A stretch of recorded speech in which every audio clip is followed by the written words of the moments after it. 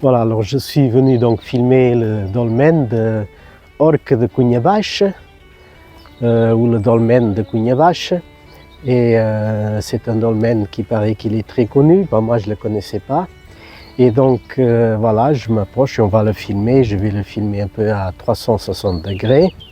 Et comme ça, on va voir un petit peu après par la suite ce que c'est. Voilà. Vu que c'est pas trop loin d'où je suis, alors je me suis dit on va voir.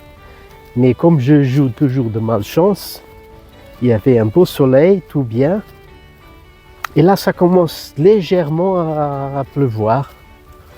Mais bon, c'est comme ça. Voilà. Alors on va voir ce que c'est, ça comme dolmen. Voilà. C'est le dolmen de Cunhavache. Cunhavache, c'est le nom du lieu-dit, du village d'ici. Voilà, alors voilà le dolmen. C'est ici que le Cro-Magnon, je crois qu'il a habité. À moins que ce soit le Néandertal. Ou alors, pas que ce soit son cousin, le Homo sapiens sapiens. Voilà, donc ici je suis dans sa salle à manger.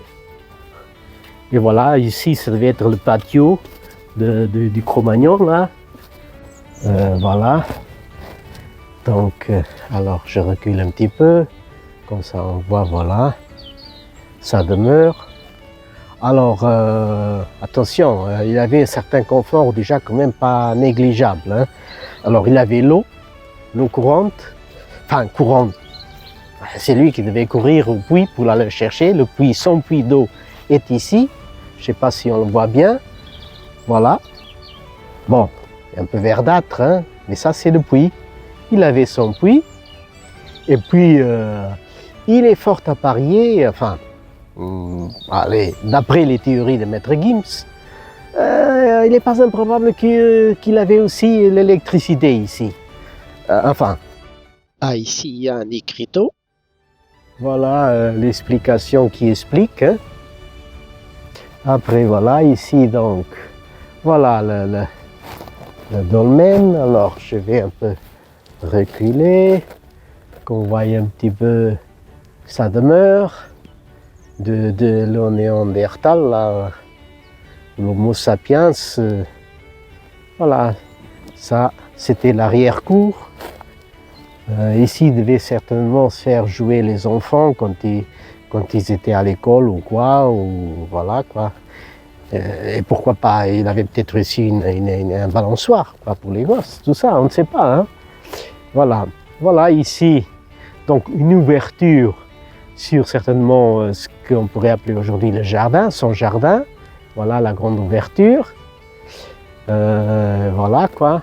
Alors il avait un héliport, ou je ne sais pas, en haut, un hélicoptère pourrait même se poser en haut. Hein. Voilà. Alors voilà le dolmen, la demeure du Néandertal. Là. Alors il y a des champignons, il avait ses champignons, ses cultures de champignons et tout ça. Voilà. Hein. Voilà les champignons. Tout ça tranquille. Hein. Voilà. Non, non, ici il y avait de quoi faire, il pouvait se faire déjà une bonne omelette. Hein. Voilà, voilà. Ah ouais. Ah, les champignons, ça poussait ici. Voilà.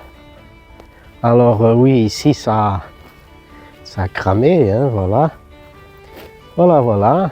Alors, donc voilà la demeure de la famille Néandertal.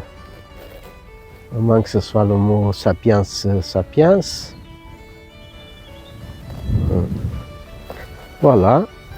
Alors, il pouvait même, je parie, élever un cochon. Et pourquoi pas faire du pata negra? Parce que ici, ce sont des machins qui donnent des glands. Voilà, ce sont des glands. Hein. Voilà, donc des glands. Voilà. Voilà, voilà. Donc ici, il est fort à parier qu'il mangeait déjà du pata negra. Hein. Voilà. Vous voyez les amis, donc ici, ici à Cugnes-Bache, comme on appelle Cugnes-Bache, à Cugnes-Bache, il y avait le Néandertal qui vivait et qui avait ça. Enfin, ça a été découvert ça par un certain archéologue qui s'appelait Leite de Vasconcelos. Enfin, je suis en train de lire, hein, je ne suis pas savant, je suis en train de lire et de découvrir en même temps que vous. C'est donc un archéologue, Leite de Vasconcelos, qui a découvert ça en 1889. 1889. Ça fait quelques années. Voilà, donc...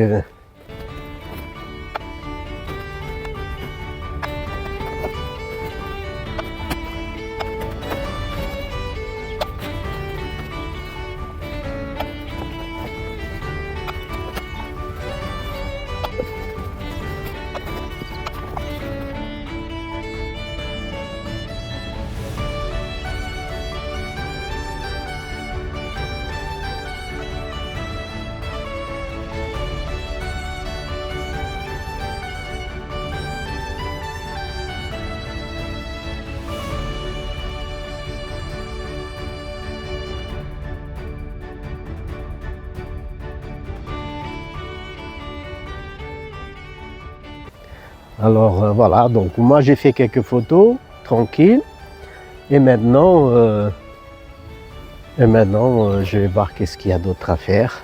Voilà.